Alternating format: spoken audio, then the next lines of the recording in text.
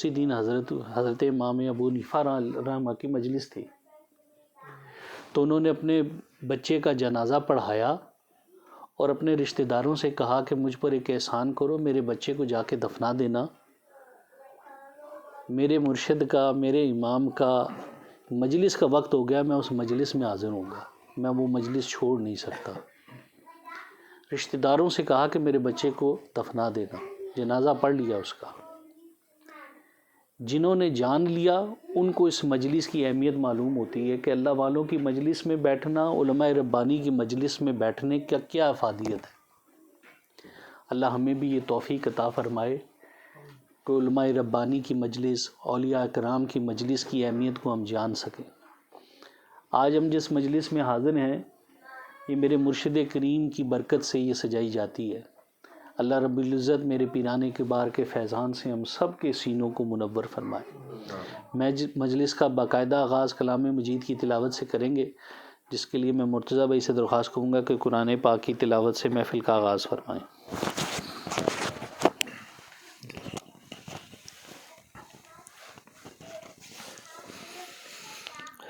اعوذ باللہ من الشیطان الرجیم،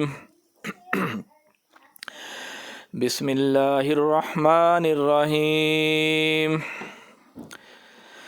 اقم الصلاۃ لدلوک الشمس الی غسق اللیل وقرآن الفجر ان قرآن الفجر کان مشہودا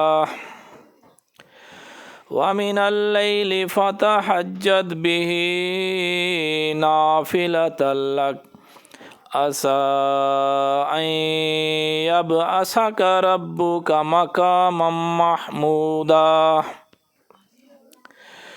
وقل رب ادخلنی مدخل صدق واخرجنی مخرج صدق واجعل لی من لدنک سلطانا نصیرا وقل جاء الحق وزهق الباطل ان الباطل کان زہوقا وننزل من القرآن ما هو شفاء ورحمة للمؤمنين ولا يزيد الظالمين إلا خسارا وَإِذَا أَنْعَمْنَا عَرَضَ بِجَانِبِهِ وَإِذَا مَسَّهُ الشَّرُّ كَانَ يَئُوسًا كُلٌّ يَعْمَلُ عَلَى شَاكِلَتِهِ فَرَبُّكُمْ أَعْلَمُ بِمَنْ هُوَ أَهْدَىٰ سَبِيلًا صدق اللہ العظیم۔ جزاک اللہ فی الدارین۔ مدت رسول پاک صلی اللہ علیہ وآلہ وسلم کے لیے میں حافظ حسنین بھائی سے درخواست کروں گا کہ حضور کی مدت کو پڑھ کر ہمارے دلوں میں نبی علیہ الصلوۃ والسلام کی محبت کو وہ جوش عطا فرمائیں کہ جس جوش اور محبت کے بغیر ایمان کی تکمیل ممکن نہیں۔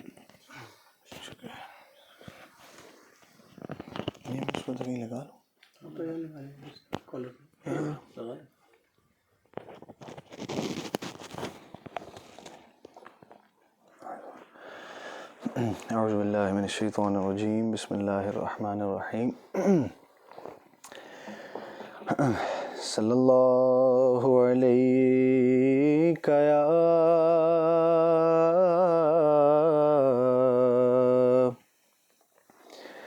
یا رسول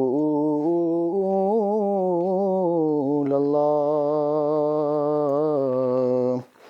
وسلم علیک یا حبیب اللہ۔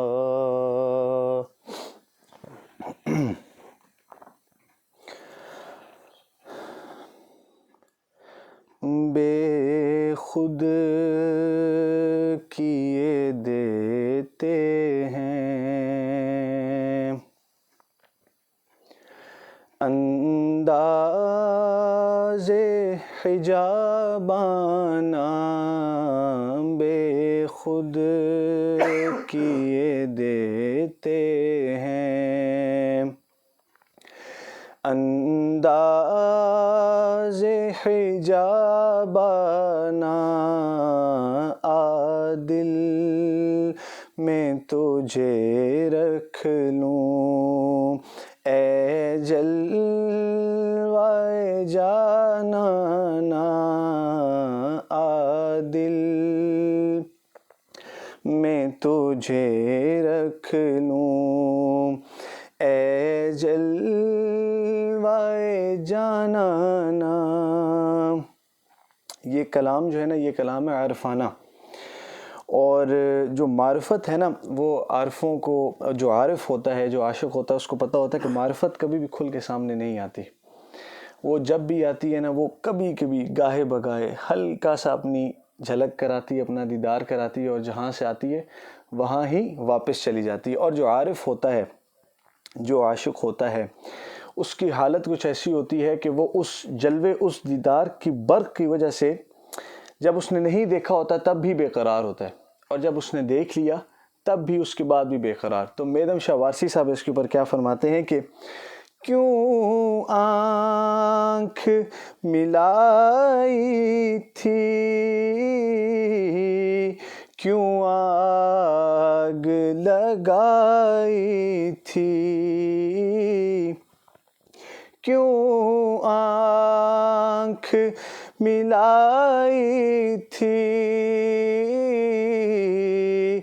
کیوں آگ لگائی تھی، اب رخ کو چھپا بیٹھے کر کے مجھے دیوانہ، اب رخ کو چھپا بیٹھے کر کے مجھے دیوانہ،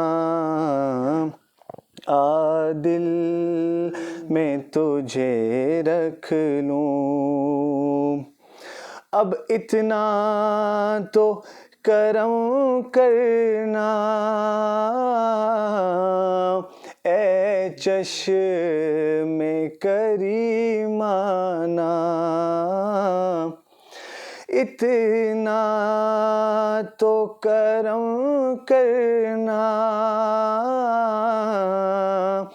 اے چشم کریمانہ،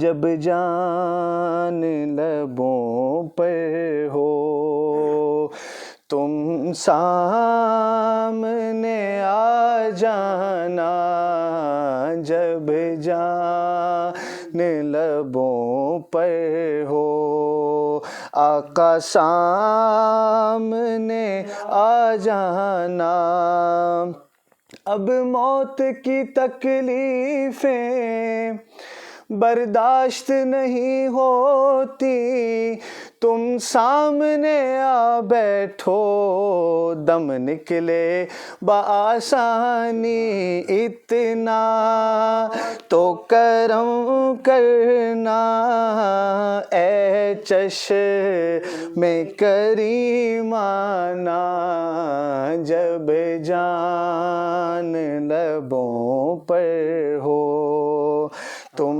سامنے آ جانا، جب جان لبوں پر ہو۔ اور کیا لطف ہو محشر میں قدموں میں گروں ان کے،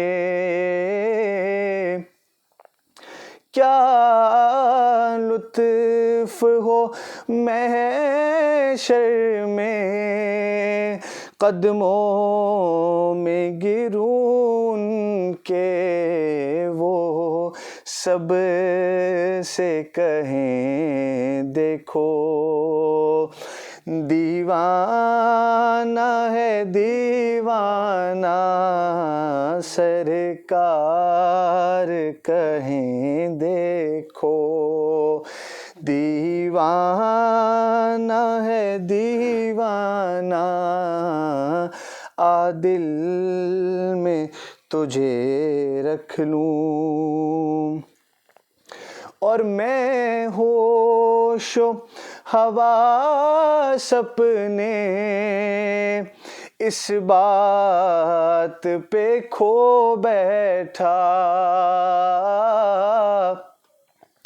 میں ہوش و حواس اپنے اس بات پہ کھو بیٹھا، ہنس کر جو کہا تو نے، آیا میرا دیوانہ ہنس کر جو کہا تو نے، آیا میرا دیوانہ دل میں تجھے رکھ لوں، پینے کو تو پی لوں گا پر عرض ذرا سی ہے، پینے کو تو پی لوں گا پر عرض ذرا سی ہے، اجمیر کا ساقی ہو بغداد کا میں خانہ، اجمیر کا ساقی ہو بغداد کا میں خانہ، دل میں رکھ لوں اے جلوے جانانا۔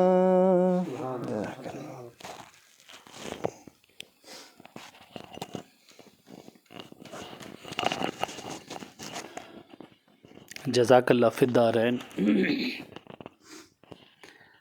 اللہ بھائی کا کلام مدت رسول پاک صلی اللہ علیہ وسلم پیش کرنا، ہم سب کا سماعت کرنا اپنی بارگاہ میں قبول و منظور فرمائے۔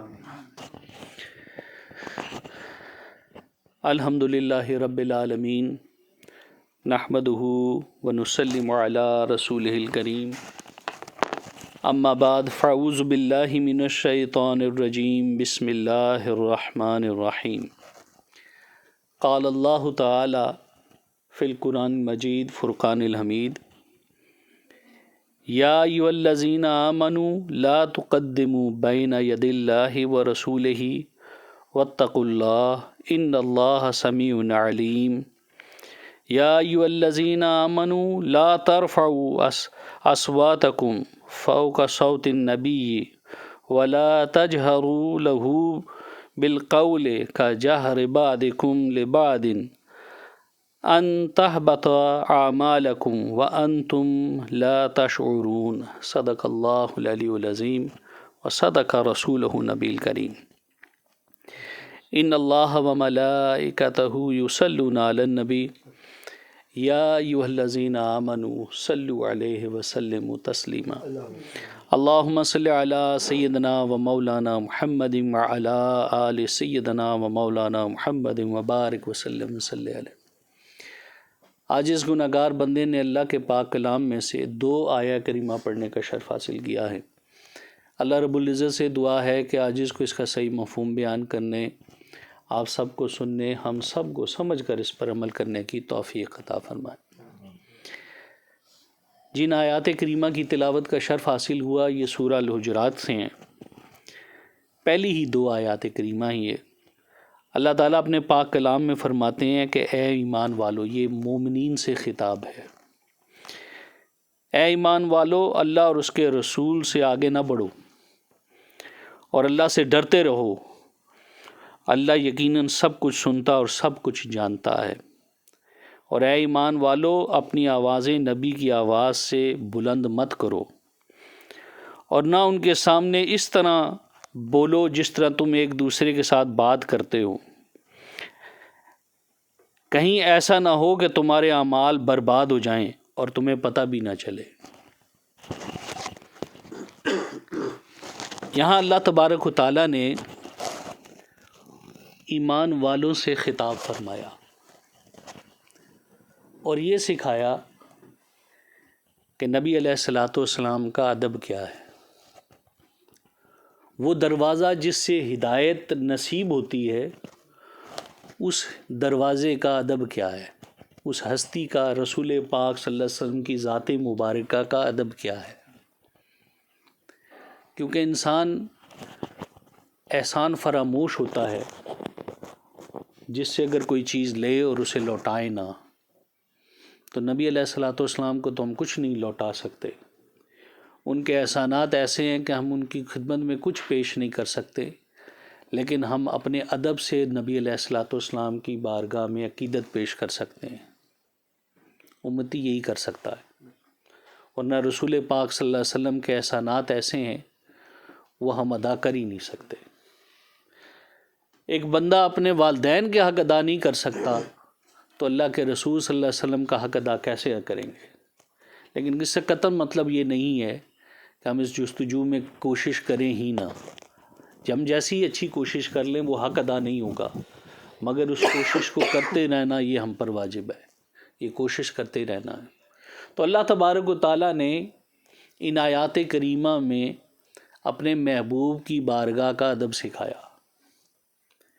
پہلے یہ فرمایا کہ اللہ اور اس کے رسول کے سے کوئی سبقت نہ لے جاؤ، پہلے ہی نہ کر لو۔ علماء نے اس کی تفسیر میں لکھا ہے کہ اگر جس جگہ سے جس معاملے میں حکم آنے کا انتظار ہوتا کہ نبی علیہ الصلاۃ والسلام کچھ ارشاد فرمائیں یا اللہ تعالیٰ کی طرف سے اس کا کوئی حکم آئے، تو اس میں اپنی رائے سے اس سے پہلے ہی اپنا کوئی اقدام نہ اٹھا لو، کوئی قدم نہ اٹھا لو اپنی رائے سے، بلکہ انتظار کرو کہ اللہ کے رسول صلی اللہ علیہ وسلم کا اس میں حکم کیا ہے، اللہ کا اس میں حکم کیا ہے۔ اور پھر اللہ تعالیٰ نے فرمایا کہ اپنی آوازوں کو نبی علیہ الصلاۃ والسلام کی آواز سے بلند نہ کرو۔ اور پھر یہ فرمایا کہ حضور کی بارگاہ میں، نبی علیہ الصلاۃ والسلام کی بارگاہ میں ایک دوسرے سے اس طرح گفتگو نہ کرو جس طرح تم بعض ایک آپس میں ایک دوسرے سے کرتے ہو۔ اور اس کا نتیجہ کیا ہوا؟ نتیجہ بھی اللہ تعالیٰ نے ارشاد فرما دیا کہ اگر تم یہ احتیاط نہیں کرو گے تو تمہارے اعمال ضائع ہو جائیں گے، تمہیں پتہ بھی نہیں چلے گا۔ معلوم چلا کہ یہ بے ادبی اتنا بڑا وبال ہے، اتنا بڑا ایک عذاب ہے، اتنی بڑی مصیبت ہے کہ اس بے ادبی کے نتیجے میں اعمال ضائع ہو جاتے ہیں اور بندے کو معلوم بھی نہیں چلتا۔ وہ یہی جس طرح دیکھیں نا، چور کرنے والا چوری کر کے لے جاتا ہے، اور جب تک آپ اس اپنے مال کو چیک نہیں کرتے، ٹٹولتے نہیں، آپ کو معلوم ہی نہیں چلتا کہ وہ مال ہے بھی کہ نہیں، آپ مطمئن بیٹھے رہتے ہیں۔ تو یہ بھی بے ادبی کے نتیجے میں آپ مطمئن ہوں گے کہ میں نے بڑے نیک اعمال کیے، میں نے قرآن پاک کی تلاوت کی، میں نے نمازیں ادا کیں، میں نے نوافل پڑھے، میں نے تہجد پڑھی، میں تو بڑی نیکیاں کرتا ہوں، صدقہ و خیرات کرتا ہوں۔ لیکن اس بے ادبی کے نتیجے میں یہ بے ادبی ایسا وبال ہے کہ یہ اعمال ضائع ہو جائیں گے اور پتہ بھی نہیں چلے گا۔ گمان کرتے پھریں گے کہ بڑا سودا ہم نے اکٹھا کیا ہے، وہاں جا کر پتہ چلے گا کہ یہ سودا تو سب نکل گیا تھا، شاپر خالی ہے ہمارے ہاتھ میں۔ یہ بے ادبی اتنا بڑا وبال ہے۔ اسی لیے جب حضور غوث پاک رضی اللہ تعالیٰ عنہ سے سوال کیا گیا کہ یا حضرتہ، اگر ایک جملے میں ہم اسلام کو بیان کرنا چاہیں تو آپ اس کے بارے میں کیا ارشاد فرمائیں گے؟ تو حضور غوث پاک نے فرمایا کہ ایک جملے میں اگر یہ کہوں تو اسلام، دین اسلام سارے کا سارا ادب ہے۔ یعنی ادب، یہ جو ہم عبادت کرتے ہیں، ہم نے دیکھا ہم نماز ادا کرتے ہیں، یہ ادب کا ایک اظہار ہے۔ اللہ کی بارگاہ میں کھڑے ہوتے ہیں، دیکھیں نا، ادب کا ایک انداز یہ ہے کہ ہاتھ باندھ کے کسی کی بارگاہ میں کھڑے ہونا۔ جب ہم قیام کرتے ہیں تو اللہ کی بارگاہ میں ہاتھ باندھ کے کھڑے ہو جاتے ہیں۔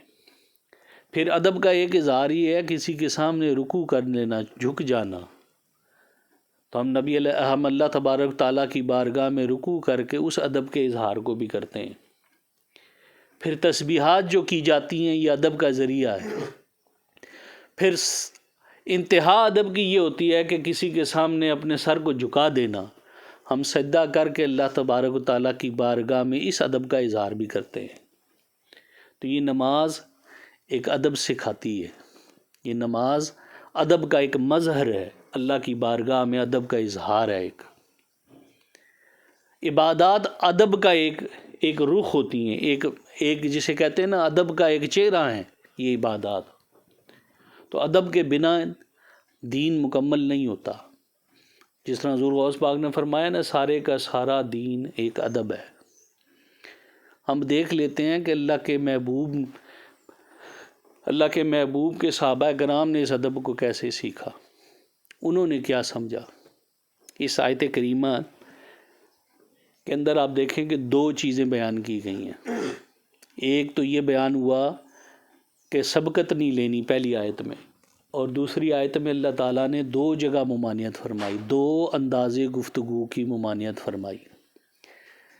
پہلا انداز گفتگو کیا کہ تمہاری آوازیں نبی علیہ الصلوۃ والسلام سے بلند نہ ہو، یعنی حضور علیہ الصلوۃ والسلام کی بارگاہ کا ادب یہ ہے کہ حضور کی بارگاہ میں بلند آواز میں گفتگو نہیں کرنی۔ اس میں علماء فرماتے ہیں کہ اس کے اندر کیا ہے، جب پہلا حکم ہے تو اس میں آپ نبی علیہ الصلوۃ والسلام کی بارگاہ میں اپنی عرض کر رہے ہیں، تو اس وقت آپ کی آواز نبی علیہ الصلوۃ والسلام کی بارگاہ سے بلند نہ ہو۔ یعنی اللہ کے مقرب بندوں، اللہ کے جو مقرب بندے ہیں نبی علیہ الصلوۃ والسلام کی نائبین ہیں، جس طرح صحابہ کرام کے لیے یہ حکم تھا کہ اللہ کے رسول صلی اللہ علیہ وسلم سے خطاب کرتے ہوئے، بات کرتے ہوئے، اپنی گزارش پیش کرتے ہوئے نبی علیہ الصلوۃ والسلام سے آواز اونچی نہ ہو۔ یہی ادب خانقاہ میں ہم نے سیکھا۔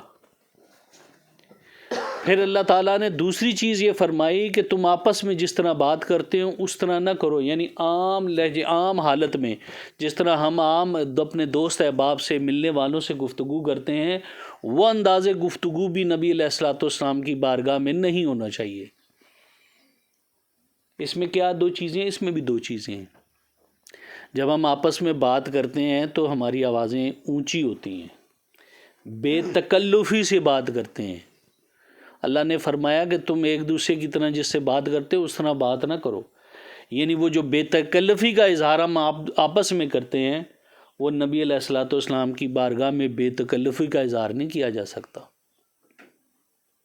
یعنی نہ آواز اونچی کرنی ہے، نہ عام انداز میں نبی علیہ الصلوۃ والسلام کی بارگاہ میں بات کرنی ہے۔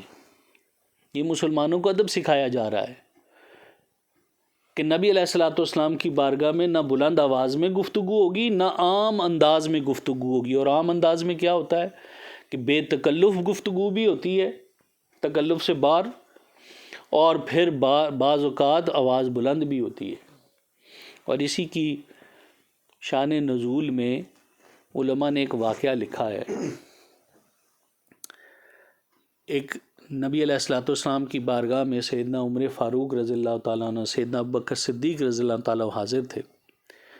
تو ایک صحابی تشریف لائے جن کے بارے میں سیدنا صدیق اکبر رضی اللہ تعالیٰ عنہ نے یہ مشورہ نبی علیہ الصلوۃ والسلام کی بارگاہ میں عرض کیا کہ یا رسول اللہ صلی اللہ علیہ وسلم، ان کو اپنی قوم کے اوپر عامل فرما دیجیے، یعنی کہ ان کو اپنے قوم کے اوپر امیر بنوا دیجیے، عامل بنا دیجیے۔ تو سیدنا ابوبکر صدیق رضی اللہ تعالیٰ عنہ کی اس رائے سے حضرت عمر فاروق نے اختلاف کیا، اور اس اختلاف کرتے ہوئے سیدنا ابوبکر صدیق رضی اللہ تعالیٰ عنہ سے ڈائریکٹ گفتگو کرنے میں لگ گئے کہ یہ نہیں بنانا چاہیے، بنانا چاہیے۔ اب یہ دونوں حضرات شیخین آپس میں بات کر رہے ہیں اور حضور علیہ الصلوۃ والسلام وہاں پر تشریف فرما ہے۔ تو اللہ تعالیٰ نے اس آیت کریمہ کو نازل فرما دیا کہ جس طرح تم آپس میں ایک دوسرے سے بات چیت کرتے ہو، اللہ کے محبوب کے دربار میں وہ تشریف فرمایا تو ایسی باتیں نہ کرو۔ اس کے بعد حضرت عمر فاروق رضی اللہ تعالیٰ عنہ اتنی آہستہ آواز میں گفتگو کرتے، حضور علیہ الصلوۃ والسلام کی بارگاہ میں آتے تو اتنا آہستہ بولتے کہ بسا اوقات آپ حکم ارشاد فرماتے کہ آپ کیا کہہ رہے ہیں ذرا بتائیے، یعنی اونچی آواز میں تھوڑی بات کیجیے کہ وہ سمجھ آئے، اتنی سلو آواز میں بات کرتے تھے، اس خوف سے کہ کہیں ایسا نہ ہو کہ میرا ایمان ضائع ہو جائے۔ تو دو چیز پتہ چلے کہ ایک عام انداز میں گفتگو کرنا بھی جواز نہیں رکھتا، اللہ نے اس کو بھی منع فرما دیا، اور بلند آواز میں گفتگو کرنا بھی منع فرما دیا کہ بلند آواز میں گفتگو نہیں کرنی۔ اور اس بے ادبی کا نتیجہ کیا ہوگا اگر اس بے ادبی کو کر دیا، جسے کہتے ہیں نا بعض اوقات ہم کسی کے شفقت کرنے کو ٹیکن فار گرانٹڈ لے لیتے ہیں، اپنا استحقاق سمجھ لیتے ہیں کہ یہ میرے ساتھ شفقت فرما رہے ہیں، اور اس شفقت فرماتے وقت ہم اللہ کے ولی سے بے تکلف ہو جائیں تو یہ بے ادبی کہلائے گی، کیونکہ یہی ادب اللہ کے محبوب کی بارگاہ کا مسلمانوں کو سکھایا گیا۔ اور خطاب دیکھیے حضرت سیدنا صدیق اکبر رضی اللہ تعالیٰ عنہ، ادب کا کیا کمال ہے۔ اب ہم سب نے سنا ہے کہ غار ثور میں جب نبی علیہ الصلوۃ والسلام کی بارگاہ میں 3 دن کے لیے حاضر تھے، وہاں حضور علیہ الصلوۃ والسلام آپ کی گود میں آرام فرما رہے تھے تو ایک سانپ نکل آیا، تو آپ نے اس سانپ کو کے راستے کو بند کرنے کے لیے، اس کی سوراخ کو بند کرنے کے لیے کہ باہر نہ نکلے، اپنی ایڑی رکھ دی، اور اس ایڑی پہ سانپ نے ڈس لیا، اور اس کے ڈسنے سے جب وہ زہر آپ کے اندر سرایت کیا اس کے ڈنگ سے، تو آپ کے جسم میں اتنا شدید درد ہوا اس کا کہ آپ کی آنکھوں سے آنسو ٹپکنے لگے، اور وہ آنسو نبی علیہ الصلوۃ والسلام کے اوپر گرا تو حضور بیدار ہو گئے۔ حضور نے پوچھا کہ ابوبکر کیا ہوا؟ تو آپ کے خیال سے کیسے جواب دینا چاہیے تھا؟ آپ اور میں ہوتے، اللہ ہمیں ادب عطا فرما دے، آپ اور میں ہوتے تو کہہ دیتے حضور سانپ نے کاٹ لیا، مدعے پہ آتے، ڈائریکٹ تکلیف ہو رہی ہے، اتنی تکلیف کہ آنسو بہہ رہے ہیں، ڈائریکٹ بتاتے کہ سانپ نے کاٹ لیا ہے۔ مگر سیدنا صدیق اکبر رضی اللہ تعالیٰ عنہ نے نبی علیہ الصلوۃ والسلام کی بارگاہ کے آداب اس تکلیف کی حالت میں بھی جانے نہیں دیے۔ پہلے عرض کی فدا کا یا رسول اللہ، فدا کا ابا و امی یا رسول اللہ، کہ میرے ماں باپ آپ پر قربان ہو جائیں، سانپ نے ڈس لیا ہے۔ کسی سے کہیں گے حضرت صاحب، شیخ صاحب سانپ، فوراً بندہ کہہ دے گا جی سانپ آیا ہے۔ اس حالت میں بھی جب کوئی تکلیف میں ہے، سانپ نے ان کو ڈس لیا ہے، آنکھوں سے اس تکلیف کی وجہ سے آنسو بہہ رہے ہیں، مگر ادب کا دامن انہوں نے ہاتھ سے جانے نہیں دیا۔ پھر آپ نے اور میں نے سنا کہ ایک مرتبہ نبی علیہ الصلوۃ والسلام کسی قبیلے کی صلح کرانے کے لیے تشریف لے گئے، صلح کرانے کے لیے تشریف لے گئے، اور آپ نے یہ ارشاد فرمایا کہ اگر نماز کا وقت ہو جائے تو نماز پڑھ لینا۔ تو صحابہ کرام جو موجود تھے انہوں نے سیدنا ابوبکر صدیق رضی اللہ تعالیٰ عنہ کو آگے کیا کہ آپ ہمیں نماز پڑھا دیں۔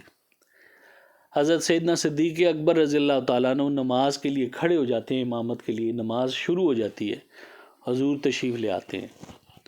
پیچھے والے صحابہ کرام جب دیکھتے ہیں کہ رسول پاک صلی اللہ علیہ وسلم تشریف لے آئے ہیں تو ہتھیلیوں کے اوپر وہ مار کے تو متنبہ کرتے ہیں کہ حضور تشریف لے آئے۔ پہلے تو سیدنا صدیق اکبر رضی اللہ تعالیٰ عنہ کو وہ پورے انعماق سے نماز پڑھا رہے تھے، ان کو خیال نہیں آتا، لیکن جیسے ان کو احساس ہوتا ہے کہ نبی علیہ الصلوۃ والسلام تشریف لے آئے ہیں تو پیچھے ہٹنے لگتے ہیں۔ حضور فرماتے ہیں کہ آپ نماز پڑھائیں، سیدنا صدیق اکبر پیچھے ہٹتے ہیں قدم، اور حضور نے 3 دفعہ ارشاد فرمایا لیکن سیدنا صدیق اکبر تینوں مرتبہ پیچھے ہٹ گئے۔ حضور آگے تشریف لے گئے، امامت فرمائی، اور جب آپ نے نماز مکمل فرمائی تو پوچھا کہ ابو بکر جب میں نے کہا تھا تو آپ نے نماز کیوں نہیں پڑھائی؟ تو انداز گفتگو دیکھیے، حضور کی بارگاہ میں عرض کرتے ہیں یا رسول اللہ صلی اللہ علیہ وسلم میرے ماں باپ آپ پر قربان ہو جائیں، ابو قحافہ کے بیٹے کی جرت ایسے کیسے کہ اللہ کے نبی کو نماز پڑھائے؟ ہم تو کہتے ہیں نا کہ ہمیں حضرت صاحب نے کہا اس لیے ہم کر رہے ہیں، شیخ کا حکم ملا تو ہم کر لیتے ہیں، ادب کو بھول جاتے ہیں۔ سمجھنا یہ ہے کہ حکم کیا ہے اور منشا کیا ہے۔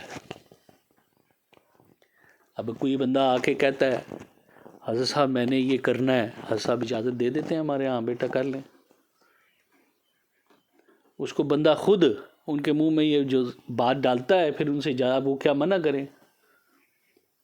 سمجھنا ہے کہ اللہ والوں کی منشا کیا ہے۔ حکم تو اس کے برعکس تھا۔ نہیں بات سمجھ آئی نا کہ کیسی بات ہے یہ؟ سمجھیے، جس طرح طلاق کا حکم اجازت موجود ہے، مگر حضور نے فرمایا کہ اللہ تعالیٰ نہیں چاہتا کہ یہ طلاقیں ہوں۔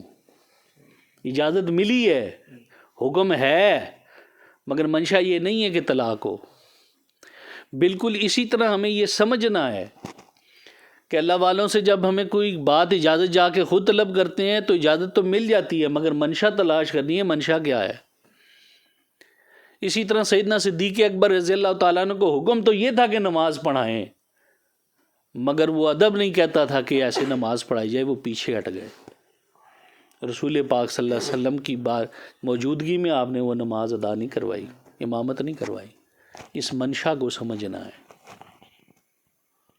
پھر سیدنا صدیق اکبر رضی اللہ تعالیٰ عنہ کے والد بزرگوار جب آپ نے دائرہ اسلام میں داخل ہونے کا ارادہ کیا، اسلام قبول کرنے کا ارادہ ظاہر کیا، تو سیدنا ابوبکر صدیق رضی اللہ تعالیٰ عنہ عمر رسیدہ تھے آپ کے والد گرامی۔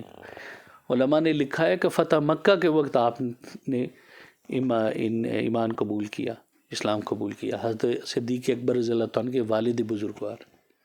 تو سیدنا صدیق اکبر رسول پاک صلی اللہ علیہ وسلم کی بارگاہ میں لے گئے۔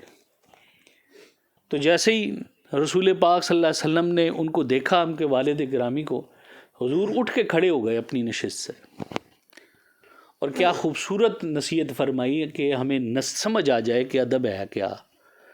حضور نے فرمایا کہ ابو بکر، آپ نے ان کو کیوں تکلیف دی اس عمر میں؟ آپ مجھ سے عرض کر دیتے، میں خود گھر چلا آتا اور آ کے ان کو کلمہ پڑھا دیتا۔ ادب، بزرگوں کا ادب، بڑوں کا ادب۔ حضور فرماتے ہیں جو بچوں پر شفقت نہیں کرتا، اپنے بڑوں کی تکریم نہیں کرتا، وہ ہم میں سے نہیں ہے۔ دین ادب ہے۔ علماء نے لکھا ہے یہ جو قاضی ہوتے ہیں نا، جج ہوتے ہیں، ان کے لیے بھی آداب لکھے ہیں علماء کرام نے، شریعت کے اندر آداب ان کے بھی موجود ہے کہ اگر قاضی کے پاس ایک باپ بیٹے کا فیصلہ آ جائے، کیس آ جائے، تنازعہ ہے، اور اگر بیٹا اس معاملے میں جھگڑے میں جھوٹا ہے، باپ سچا ہے اس میں، تو قاضی فیصلہ کرتے وقت یہ کہے کہ بیٹا جھوٹا ہے، باپ سچا ہے۔ علماء نے یہ لکھا ہے کہ اگر اسے 3 بار بھی کہنا پڑے تو کہہ دے کہ بیٹا جھوٹا ہے، باپ سچا ہے۔ لیکن اگر معاملہ اس سے برعکس ہو کہ باپ حق پر نہ ہو اور بیٹا سچ بول رہا ہو، تو علماء نے لکھا ہے پھر قاضی یہ نہ کہے کہ باپ جھوٹا ہے، بلکہ صرف یہ کہے کہ بیٹا سچا ہے۔ باپ کی طرف جھوٹ کو منسوب نہ کرے، یہ ادب نہیں۔ باپ کی طرف جھوٹ کو منسوب نہ کرے، بلکہ یہ کہے کہ بیٹا سچا ہے، بس فقط یہ کہے۔ یہ ادب ہے دین میں، اور ادب کے نتیجے میں سکون آتا ہے دلوں میں۔ آپ نے دیکھا ہوگا جتنے بے ادب لوگ ہوتے ہیں وہ بے سکون ہوتے ہیں، وہ کسی نہ کسی بے سکونی کا مبتلا میں رہتے ہیں۔ جو ادب والے ہوتے ہیں اللہ ان کو اطمینان قلب عطا کر دیتا ہے، سکون عطا کر دیتا ہے۔ اور معاشرے میں بھی ادب کرنے سے محبتیں بڑھتی ہیں، اسی لیے اسلام نے ادب سکھایا۔ والدین کا ادب، اپنے سے بڑوں کا ادب۔ اپنے سے بڑوں کا ادب دیکھیے، ایک مرتبہ تفسیر روح البیان میں واقعہ نقل ہے کہ ایک مرتبہ رسول پاک صلی اللہ علیہ وسلم کے پاس ایک نوجوان آیا، عرض کی یا رسول اللہ صلی اللہ علیہ وسلم، میرے رزق میں برکت نہیں، میں جس کام میں ہاتھ ڈالتا ہوں مشکل کا شکار ہو جاتا ہوں، میرے رزق میں برکت نہیں ہوتی۔ جانتے ہیں حضور نے اس کو کیا تجویز فرمایا؟ حضور نے ارشاد فرمایا کہ سفید ریش لوگوں کے آگے مت چلا کرو، ان کے پیچھے چلا کرو، اللہ تمہارے رزق میں برکت عطا فرما دے گا۔ ادب، یہ ادب دین ہے جو حضور غوث الاعظم نے ارشاد فرمایا نا ایک جملے میں کہ دین اسلام دین فقط ادب ہے، سارے کا سارا ادب ہے۔ ایک مرتبہ حضرت درداء رضی اللہ تعالیٰ عنہ کو نبی علیہ الصلوۃ والسلام نے بلوا بھیجا۔ آپ اس پریشانی میں آئے کہ پتہ نہیں رسول پاک صلی اللہ علیہ وسلم نے کیوں یاد فرمایا ہے۔ جب حضور کی بارگاہ میں پیش ہوئے تو حضور کا چہرہ متغیر تھا، جلال میں تھے، اور پریشان ہو گئے، فتح کیا ہوا؟ سلام کرنے کے بعد عرض کی یا رسول اللہ صلی اللہ علیہ وسلم کیا آپ مجھ سے ناراض ہیں؟ حضور نے فرمایا ہاں۔ جیسے حضور نے فرمایا ہاں، حضرت ابو درداء فرماتے ہیں کہ میرے پاؤں کے تلے سے زمین نکل گئی، میرے جسم پہ کپ کپی طاری ہو گئی کہ یہ میرے ساتھ کیا ہو گیا۔ پھر حضور نے اس ناراضگی کی وجہ فرمائی۔ آپ نے فرمایا کہ صبح میں نے دیکھا تھا کہ تم اس گلی سے گزر رہے تھے، کیا تم گزر رہے تھے؟ تو عرض کی یا رسول اللہ صلی اللہ علیہ وسلم میں یہاں سے گزرا تھا۔ تو آپ نے فرمایا کیا تمہارے ساتھ ابو بکر بھی تھے؟ تو عرض کرنے لگے یا رسول اللہ صلی اللہ علیہ وسلم بالکل میرے ساتھ ابو بکر بھی تھے۔ تو آپ نے فرمایا کہ تمہیں حیا نہیں آئی کہ تم ابو بکر سے آگے چل رہے تھے؟ اس چیز پہ نبی علیہ الصلوۃ والسلام نے جلال فرمایا کہ سیدنا ابو بکر صدیق کہ تم آگے چل رہے تھے، تمہیں حیا نہیں آئی؟ یہ دین ادب ہے۔ دین محمدی صلی اللہ علیہ وسلم میں جب باپ بیٹا اکٹھے چلیں گے تو بیٹے پر یہ لازم ہے کہ وہ اپنے باپ سے ایک قدم پیچھے چلے، تاکہ دیکھنے والے کو ظاہر ہو جائے کہ باپ کون ہے اور بیٹا کون ہے۔ اس ادب کا اظہار، یہ ادب دین ہے۔ ہم نے تو ادب کو سیکھا ہی نہیں، ہم یہ سمجھتے ہیں کہ ہم بڑے فلسفی ہو گئے، بڑے سمجھدار ہو گئے، بڑی انفارمیشن آ گئی ہمارے پاس، اب ہمیں ادب کی ضرورت نہیں ہے، ٹھک سے جواب دے دیتے ہیں کہ یہ تو ایسے ہے، آپ غلط کہہ رہے ہیں۔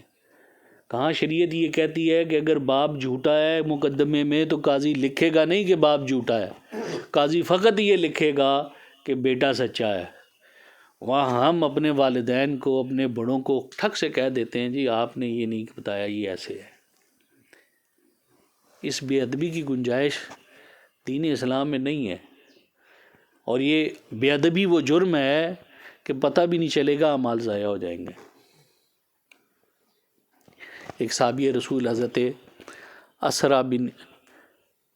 اصلح بن شریک رضی اللہ تعالیٰ عنہ حضور علیہ الصلوۃ والسلام کی خدمت کیا کرتے تھے، اور خدمت کیسی کہ نبی علیہ الصلوۃ والسلام کی سواری کے اوپر کجاوا باندھا کرتے تھے، یعنی آپ جس طرح ہارس کی سیڈل ہوتی ہے نا، اس طرح اونٹ کے اوپر جو چیز باندھی جاتی ہے اس کو کجاوا کہتے ہیں، جس طرح ہارس کی سیڈل ہوتی ہے۔ تو حضور علیہ الصلوۃ والسلام کی اونٹنی کے اوپر، سواری کے اوپر کجاوا باندھا کرتے تھے۔ جب رات میں حضور علیہ الصلوۃ والسلام کی بارگاہ میں حاضر ہوتے، حضور آپ نے صبح کہیں تشریف لے جانا ہے، جو حضور وقت فرماتے کہ اتنے بجے ہم نکلیں گے، جانا ہے کہیں، تو اس وقت سے پہلے آ کر حضور کی اونٹنی کے اوپر وہ کجاوا باندھ دیتے، اور جب رات ہوتی تو اس کے اوپر سے وہ سیڈل اتار دیتے، کھول کے رکھ دیتے، بس یہ خدمت کیا کرتے تھے وہ۔ ایک مرتبہ ایک سفر پر نبی علیہ الصلوۃ والسلام کے ساتھ وہ ہمراہ تھے، تو حضور نے ایک جگہ قیام فرمایا، ایک جگہ پڑاؤ کیا، قافلہ رکا، انہوں نے کجاوا کھول دیا حضور کی اونٹنی کا۔ صبح کے وقت، وہ رات میں ٹھنڈ تھی، سردی تھی، ان کے اوپر غسل واجب ہو گیا، انہیں غسل کرنا تھا۔ وہ جا رہے تھے تو ان کو یہ تھا کہ ایسا نہ ہو کہ رسول کریم صلی اللہ علیہ وسلم کے جانے کا وقت ہو جائے میرے واپس لوٹنے سے پہلے، تو آپ نے ایک انصاری صحابی کی ڈیوٹی لگائی کہ آپ نے صبح یہ اتنے بجے کجاوا باندھ دینا ہے اونٹنی کے اوپر، یہ سیٹل کر دینا ہے اس کو، تاکہ حضور علیہ الصلوۃ والسلام جب ارادہ فرمائے سفر کا تو ان کو انتظار نہ کرنا پڑے۔ یہ ادب نہیں۔ انہوں نے کجاوا باندھ دیا، یہ غسل کر کے اپنے اونٹ کو تیزی تیزی سے دوڑاتے ہوئے حضور علیہ الصلوۃ والسلام نے جب ارادہ فرمایا سفر پہ چل پڑے۔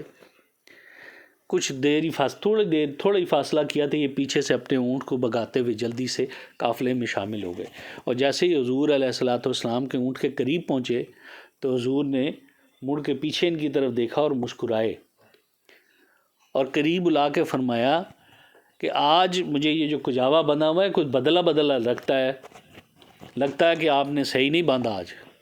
تو عرض کرنے لگے یا رسول اللہ صلی اللہ علیہ وسلم آج میں نے کجاوا باندھا ہی نہیں۔ تو حضور نے پوچھا کیوں، آپ نے کیوں نہیں باندھا؟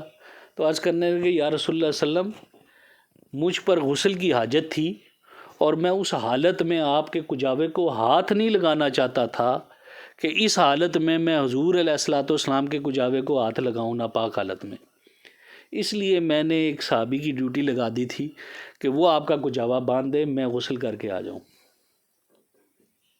ادب، کسی نے منع کیا تھا یا حضور نے تلقین فرمائی تھی کہ اس حالت میں میرے کجاوے کو ہاتھ نہ لگانا؟ کوئی نہیں تھا۔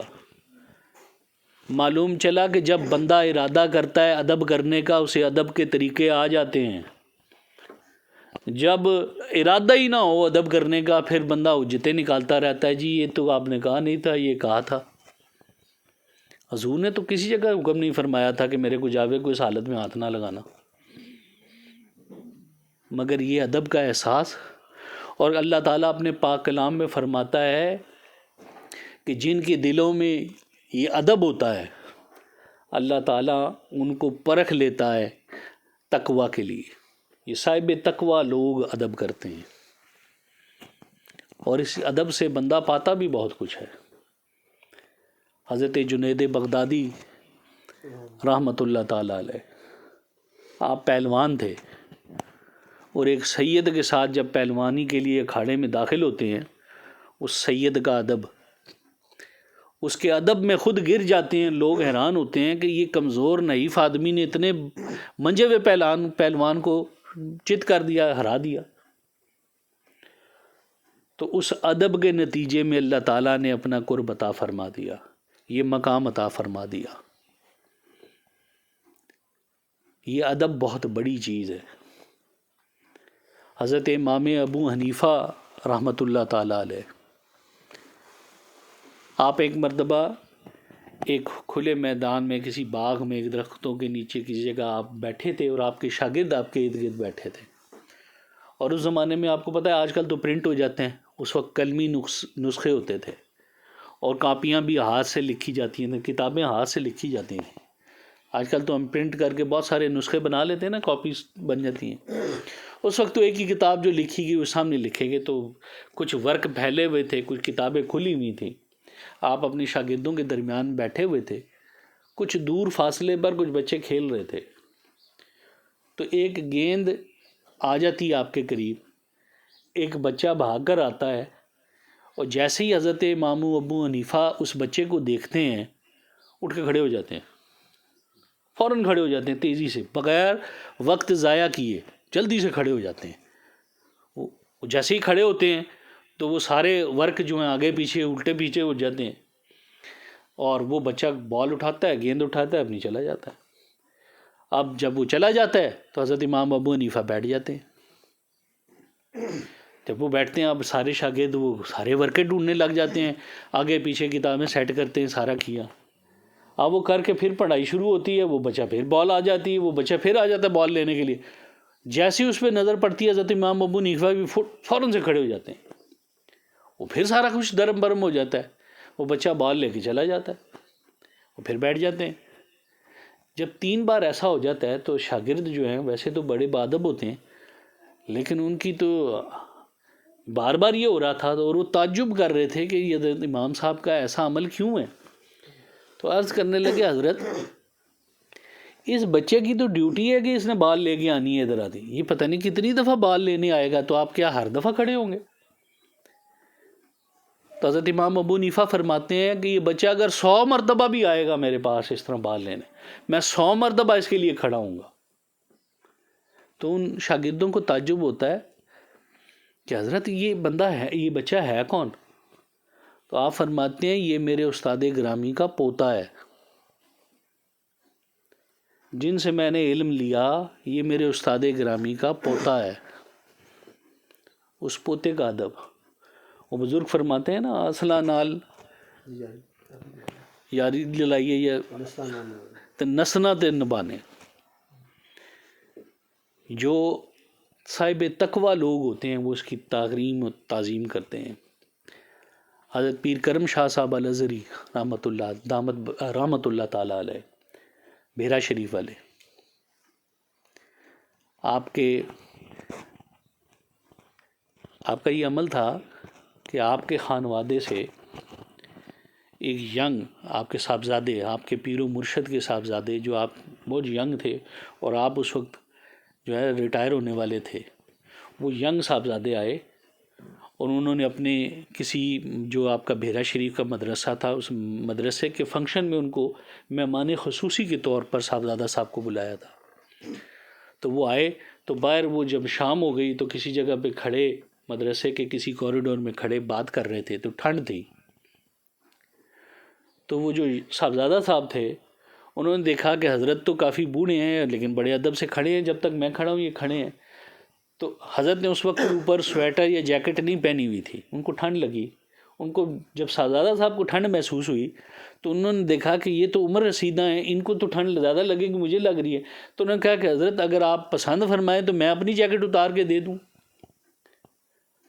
تو آپ نے فرمایا حالانکہ آپ کے مرید تھے بے تاشا علماء کے آپ استاد تھے، تو آپ نے فرمایا حضور اگر آپ ہمیں نہیں ڈانپیں گے، ہم جیسے گناہ گاروں کو آپ اگر نہیں ڈانپیں گے تو اور کون ڈانپے گا. وہ اپنے صاحبزادہ صاحب کی جیکٹ لے کے اپنے لیے اس طرح پہن کے رکھی جیسے بہت بڑا انعام ہے.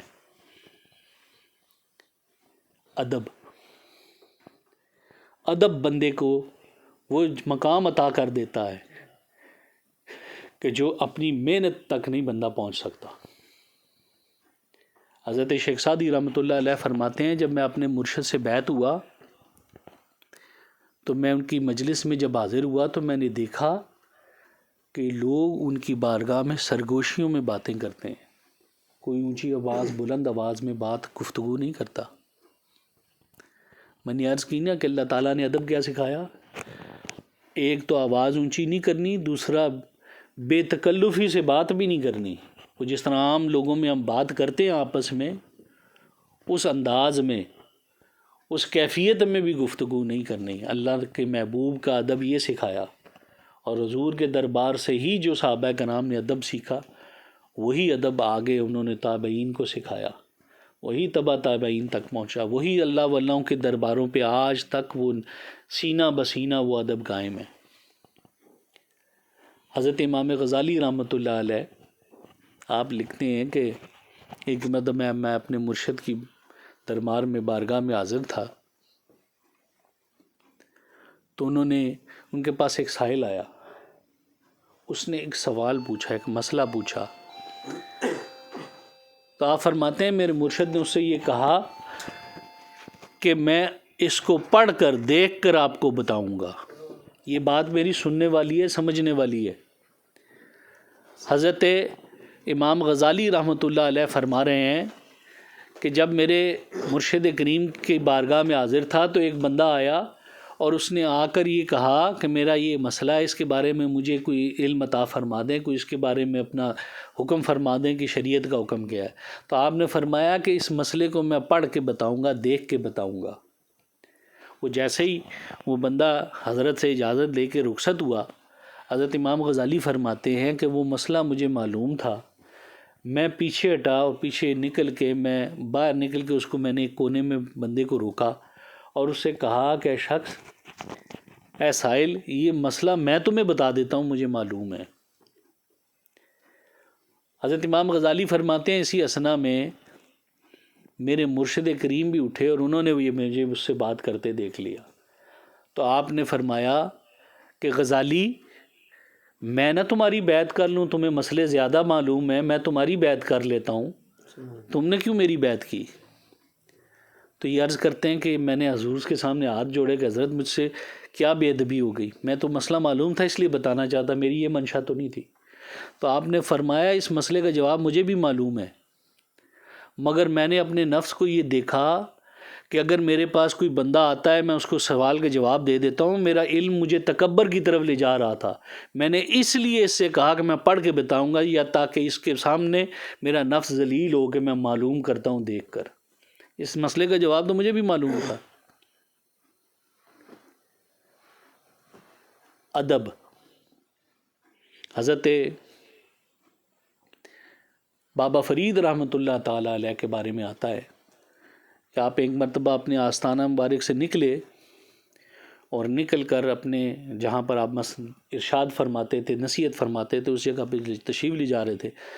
جب وہاں پہنچے، حال میں داخل ہوئے، تو دیکھا کچھ لوگ حضرت نظام الدین اولیاء رحمۃ اللہ علیہ کے گرد بیٹھے ہیں۔ حضرت نظام الدین اولیاء اس وقت ذکر کرنے میں مشغول تھے اور انہیں بالکل اندازہ نہیں تھا کہ میرے ارد گرد کوئی لوگ بیٹھے ہیں، اور لوگ ان کے گرد بیٹھ گئے۔ لیکن جب حضرت آئے، حضرت نے دیکھا کہ وہ بیٹھے ہیں، ان کے ارد گرد لوگ بیٹھے ہیں، حضرت نے ان سے ناراضگی کا اظہار فرمایا کہ تم کیا پیر بننا چاہتے ہو؟ لوگوں کے اندر اپنے آپ کو معتبر بنانا چاہتے ہو کہ میں معتبر ہوں، میں تم سے بڑا ہوں؟ انہوں نے رو کر معافی طلب کی کہ حضرت ایسی بات نہیں ہے، یہ لوگ خود ہی بیٹھ گئے میرے پاس، میں نہیں جانتا تھا کہ یہ میرے گرد کے بیٹھے ہیں۔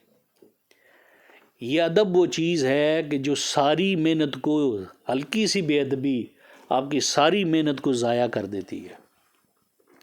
اور جیسے قرآن پاک کا حکم ہے نا، اللہ تعالیٰ نے منع فرما دیا کہ عام لوگوں کی طرح گفتگو نہیں کرنی ان کی بارگاہ میں بیٹھ کر۔ ہم اکثر دیکھتے ہیں کہ ہم حضرت صاحب، پیر صاحب، شیخ، عالم ربانی جن کی مجلس میں ہم بیٹھتے ہیں، اگر وہ ہم سے دو گھڑی گفتگو کر لیں تو ہم آہستہ آہستہ بے تکلف ہوتے جاتے ہیں اور اس انداز میں ان سے گفتگو کرنے لگ جاتے ہیں جس انداز میں باقی لوگوں نے بھی، عام لوگوں سے ہم باتیں کرتے ہیں۔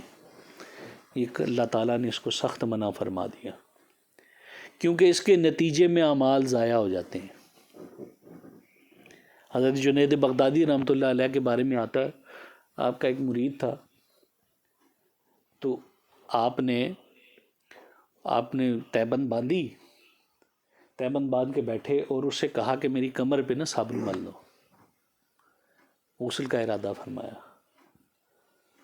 ہم تو خیر کپڑے اتار کے بالکل ننگتے، اس کے شرن اس کا جواز نہیں ہے، ناف جو ستر عورت ہے وہ نہیں کھولنی چاہیے، اس لیے وہ تہبند باندھ کے بیٹھے ستر عورت کو چھپا کے، اور اسے کہا کہ میری کمر پہ ذرا صابن مال دو، پانی ڈال دو۔ جب آپ نے غسل فرمایا تو ایک دن وہ بھی بے تکلف ہو گیا، وہ خادم، اس نے کہا حضرت میں نے بھی غسل کرنا ہے، آپ ذرا میرے کمر پہ وہ باندھ دیجیے، مسل دیجیے، صابن لگا دیجیے۔ تو آپ نے لگا دیا ہے۔ جیسے جیسے وہ صابن لگاتے جا رہے تھے اس کو، ویسے ویسے اس کے دل کا نور نکلتا جا رہا تھا اس بے ادبی کی وجہ سے، اور وہ رونے لگ گیا کہ حضرت مجھے تو قرآن پاک بھول گیا، مجھے تو نماز پڑھنی بھول گئی۔ حضرت نے کچھ نہیں کہا، لیکن اس بے ادبی کے نتیجے میں اس کے اعمال ضائع ہوتے چلے گئے، دل کا نور ضائع ہو گیا۔ تو یہ بے ادبی اور بے تکلفی جو ہے نا، یہ ہمیں برباد کر دیتی ہے، اور اللہ تعالیٰ نے خود فرمایا کہ اعمال ضائع ہو جاتے ہیں اور تمہیں پتہ بھی نہیں چلتا، ایسے ضائع ہو جاتا۔ گمان یہی ہوتا ہے کہ میری بڑی نمازیں ہیں، میرے بڑے روزے ہیں، میرے بڑے صدقے و خیرات ہیں، میں نے بڑا جمع کیا ہے، پر وہ بے ادبی اس کی وہ سب ضائع کر چکی ہوتی ہے۔ اللہ تعالیٰ ہمیں یہ توفیق عطا فرمائے کہ ہم ادب کا دامن اپنے ہاتھ سے کسی حال میں نہ چھوڑیں، جس طرح صحابہ کرام نے تکلیف کی حالت میں بھی ادب کا دامن ہاتھ سے نہیں چھوڑا، حضور کی بارگاہ کا ادب اپنے ہاتھ سے نہیں نکالا، تکلیف کی حالت میں بھی ہر حال میں مرکز نگاہ رسول پاک صلی اللہ علیہ وسلم ہوتے تھے، ہر حال میں، سفر پر ہیں یا شہر میں، ہجر میں، توجہ رسول پاک صلی اللہ علیہ وسلم کی بارگاہ پر ہوتی تھی، اور حضور علیہ الصلوۃ والسلام نے ادب کی تلقین فرمائی۔ قرآن پاک نے واضح حکم دے دیا کہ ادب کیا ہے۔ میرے مرشد کریم کی بارگاہ میں یہ دل کے نور کی نعمتیں ملتی ہیں۔ اگر دل کے اندر نور موجود ہو، اللہ تعالیٰ کی طرف دھیان ہو، اللہ سے ڈرنے کا جذبہ جسے تقویٰ کہتے ہیں وہ دل میں موجود ہو، تو اللہ تعالیٰ یہ نعمتیں عطا کر دیتا ہے. ادب کی نعمت ہے، یہ اللہ تعالیٰ عطا کر دیتا ہے. اس دل کو پاک کرنے کا ذریعہ اللہ کا ذکر ہے. یہ دلوں میں تقوی، اللہ کا ڈر بٹھانے کا ذریعہ یہ اللہ کا ذکر ہے. یہ دلوں کی پاکی کا ذریعہ بنتا ہے. میرے مرشد کریم سیدی پروفیسر محمد مقصود الہی نقشبندی دامت برکاتہم العالیہ، آپ اس دل کے ذکر کی تعلیم فرماتے ہیں، اور آپ کے اذن کی برکت سے لوگوں کے دل منور ہوتے ہیں. ان کی ہدایت کا، نیک راستے پہ چلنے کا ذریعہ پیدا ہو جاتا ہے. جب بندہ اللہ تعالیٰ کسی سے نیکی کرنا چاہتا ہے تو اس کے لیے ہدایت کو آسان فرما دیتا ہے. اس تک کے کانوں تک ہدایت کی باتیں پہنچنے لگ جاتی ہیں، وہ کانوں سے ہوتے ہوئے اس کے دل پہ اثر کرنے لگ جاتی ہیں. یہ اللہ تعالیٰ کا فضل ہوتا ہے اس بندے کے اوپر. میرے مرشد کریم کے کلام کو اللہ تعالیٰ نے یہ اثر عطا فرمایا کہ وہ دلوں تک پہنچ جاتا ہے. میرے مرشد پاک اس دل کی ذکر کی اجازت عطا فرماتے ہیں. حضرت والا نے لوگوں کی آسانی کے لیے مجھ ناچیز کو اجازت عطا فرمائی کہ میں لوگوں تک یہ حضرت والا کی اجازت پہنچا سکوں. تمام حاضرین و ناظرین کو، سامعین کو، سننے والوں کو یہ دل کے ذکر کی اجازت میرے مرشد کریم کی طرف سے، یہ تحفہ، یہ نعمت جو اللہ تعالیٰ نے عطا فرمائی ان کو سینہ بسینہ یہ اجازت آپ تک پہنچ گئی. یہ وہ اجازت جو سینہ بسینہ پیرانے کے بار سے ہوتی ہوئی میرے مرشد کریم کے سینے میں پہنچی. میرے مرشد کریم کی یہ سخاوت کی برکت سے آج آپ لوگوں تک بھی پہنچ گئی. اس نعمت کی قدر کرنی ہے، اس دل کے ذکر کو جما کے کرنا ہے. یہ دل کا ذکر کیسے کرنا ہے؟ ہر وقت اٹھتے بیٹھتے، کھاتے پیتے، پڑھتے پڑھاتے توجہ دل کی طرف تھی کہ دل کی دھڑکن کہتی ہے اللہ اللہ اللہ. یہ توجہ چونکہ ہماری توجہ دنیا کی